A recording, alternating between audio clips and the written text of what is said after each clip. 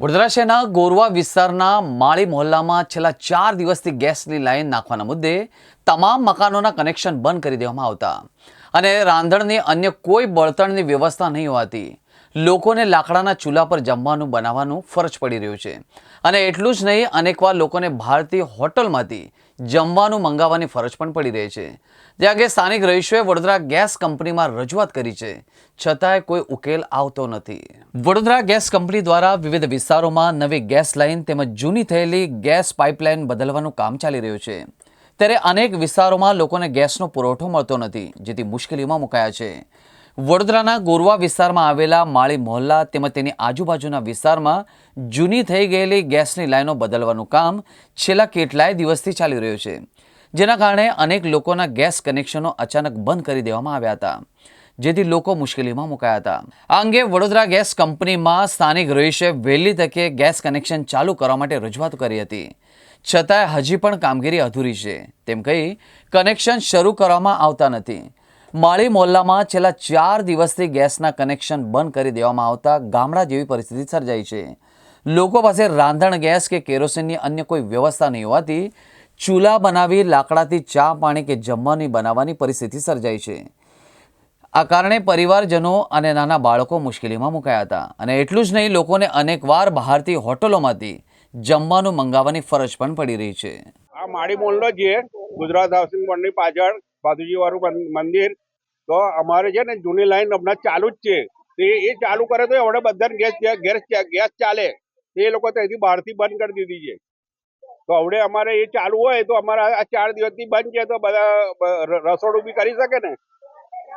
અને આ લોકો કહે છે કે આ ઘરની જૂની લાઈનો છે એ કાઢીને નવી નાખવાની, તો એ લોકો પછી આવું બધું કરવાનું જરૂર છે? હજુ લાઈન તો સારી જ છે, લીકેજ નથી, કશું નથી, પાઇપો બી બધા સારા છે, કઈ કાટ નહીં આવ્યો કે કશું જ નહીં। 4-5 દિવસ થયા છે।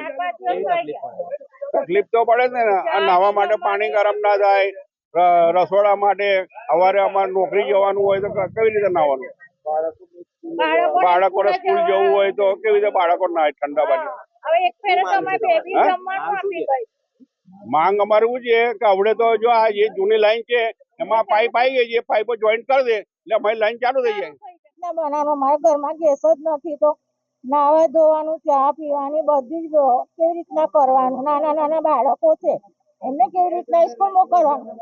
હા, રેગ્યુલેટર ને ગેસનો બોટલ આપે તો અમે એની પર બધું કરી શકીએ। હા, આજે 4 દિવસ થઈ ગયા છે।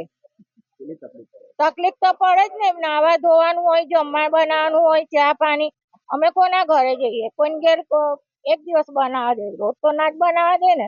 અને બહારનું અમે નાસ્તા લાવીને ખાઈએ છીએ અને ઠંડા પાણી નહીએ છીએ। ઉંમર વાળા હોય તો કેવી રીતના ઠંડા પાણી નયા વગર નહીં બધા બેસી રહેલો છે। આજે 4 દિવસથી અમને સુવિધા મળી નહીં, બરાબર? તો અમે છોકરાઓને ગરમ પાણી અહીંયા આગળ ધાબા પર મૂકીએ છીએ અને તાપના ગરમ પાણી થાય છે તો 4 વાગે છોકરાઓને નવડાવીએ છીએ, બરાબર? હવે સવાર ચા નાસ્તો કરો ને તો છોકરાઓને તો અમે એમને એમ જ મોકલી દઈએ છીએ કે બેટા આજનો દિવસ ચલવી, આજનો દિવસ, તો છોકરા તો જતા રહે। પછી બપોર આવે ને તો પાછું ચૂલા પર અમે ચા કરી એ છોકરાઓને પીવડાવીએ છીએ। હવે અમારું જે ખાવા પીવાનું તો રોજનું અમારા સવારમાં 200 રૂપિયા નાસ્તો થાય, સાંજનો 300 રૂપિયા નાસ્તો થાય। એનું કારણ છે કે આ બાજુના 6 માણસ છે, 6 અમે આ બાજુ, હવે એવા તો અમારા 500 ઘર છે। હવે એ બધા ઘરોની મય આટલાનું ખાવાનું થતું હોય તો તમે વિચાર કરો કે અમારે ગેસનું કે ચૂલાનું કે અમે શું ખાઈએ પછી? હવે દરરોજનો અમારે 500 રૂપિયાનો નાસ્તો થઈ જતો હોય તો અમે કમાઈએ શું કે ખાઈએ શું? એનું કારણ આ છે। તો તમે આ સુવિધા અમને જલ્દીથી આપો। 15 દિવસનું કહો છો, 15 દિવસનું આજે ને આજે અમારી આ સુવિધા તમે પૂરી કરો તો અમારે સારું લાગશે એમ। બીજું અમે કશું કહેવા માંગતા નથી તમારે। અમારા છોકરા તકલીફમાં ભણવા જાય, બપોરે ટ્યુશન જાય તો એમને તો ચા નાસ્તો તો જોઈએ ને, એમને જમવાનું જોઈએ। જમવાનું આપણે દરરોજ કઈથી લાવવાના હતા? સવારમાં 200 રૂપિયાનું, સાંજે 300, રોજનું 500 રૂપિયાનું અમારે જમવાનું। ચા નાસ્તો થોડુંક તો હવે તો અમે કરીએ તો બી બરાબર, પણ નાના છોકરાઓને તો અમારે જોઈવાનું ને, કે નહીં જોવાનું? અમારે 4 દિવસથી ગેસ લાઈન બંધ છે, તેની માટે તકલીફ એવી પડે છે કે અમારું ગેસ કનેક્શન તો એક તો ગેસનો બાટલ પહેલેથી જ ડિસ્કનેક્ટ કરેલો છે, એટલે અત્યારે અમારે રાંધવાથી લઈને જમવાથી લઈને નાના બાળકો છે, મારી ઘરે ખુદ નાનો બાળક છે 6 મહિનાનો। હવે કોઈની ત્યાં જઈએ જેની ગેસની બાટલ હોય એની તે પણ અત્યારે શિયાળો છે તો એનો પ્રોબ્લેમ આવવાનો જ છે। તો આપણે બીજા 1-2 દિવસ આપણે સેટ કરીએ. હવે કેટલા દિવસ હજુ એ કરીશું એનું હજુ કોઈ નિરાકરણ આવ્યું નથી કોઈ આ કોર્પોરેશન વાળા કોઈ સપોર્ટ કરતા કે નથી. એવું એમને કોલ કર્યો તો એવું કહે છે કે અમે કોન્ટ્રાક્ટને આપ્યો છે. અત્યારે 9 વાગી ગયા છે, સવારે 8 વાગ્યાનો ટાઈમ હોય છે, પણ હજુ સુધી કોઈ દેખાયા નથી કે શું કામ છે. છેલ્લા 2 દિવસથી આ લોકોનું કામ સ્ટોપ રહ્યું છે. હવે આ લોકો કેટલા દિવસ હજુ ખેંચશે એનું કોઈ જ નિરાકરણ આવતું નથી કોઈ સાહેબો જવાબ આપતા.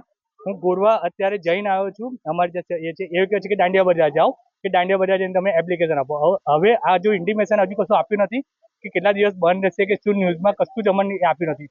ડાયરેક્ટ જ આવીને ચેક કરીને ડાયરેક્ટ ખોદકામ ચાલુ કરીને ગેસ લાઈન બંધ કરેલી છે. આની માટે આગળનો નિર્ણય શું ગવર્મેન્ટ આપી શકે છે કે કોર્પોરેશન આપી શકે છે? જો આની આગળ કોઈ નિરાકરણ નહીં આવે તો અમે કોર્પોરેટરનો સહાય લઈને અમે આગળ કલેક્ટર ઓફિસે કાં તો પછી તો અમે BGL ની જે ઓફિસ છે ત્યાં આગળ જઈને અમે એમને નોટિસ આપીશું.